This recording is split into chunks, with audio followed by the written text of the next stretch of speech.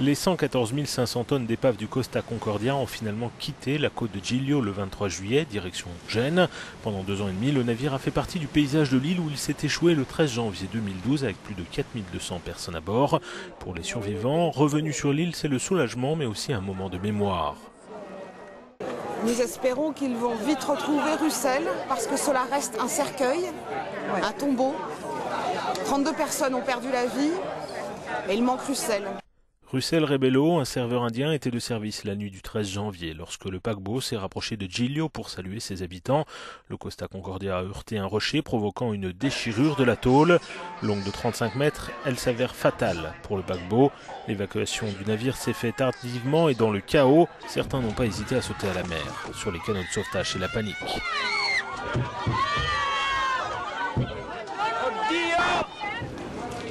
Sur l'un de ces canaux de sauvetage se trouvait ce couple d'Allemands. Helmut se souvient de ce moment critique.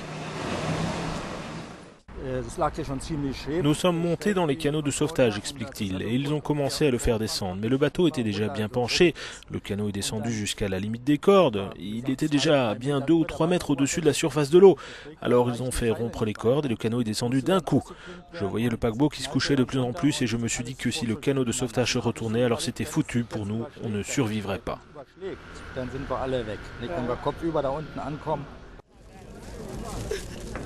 Encore sous le choc, les survivants sont emmenés dès le lendemain à Porto Stefano. Le paquebot de croisière accueillait près de 70 nationalités à bord. Pablo Lazzaro est espagnol. Avec sa femme et leur enfant, ils sont instinctivement remontés sur le pont du bateau et cela leur a sauvé la vie. Au lieu de stopper là, si le bateau avait continué d'une vingtaine de mètres sur la gauche, on parlerait aujourd'hui de 4000 morts. Personne n'aurait survécu. C'est justement l'une des lignes de défense utilisées par le capitaine du bateau. Francesco Schettino assure avoir su éviter une catastrophe majeure en rapprochant le navire de la côte après l'impact. L'ancien marin est actuellement jugé pour homicide par imprudence, naufrage et abandon de navire. D'autres membres d'équipage jugés ont plaidé pour des aménagements de peine.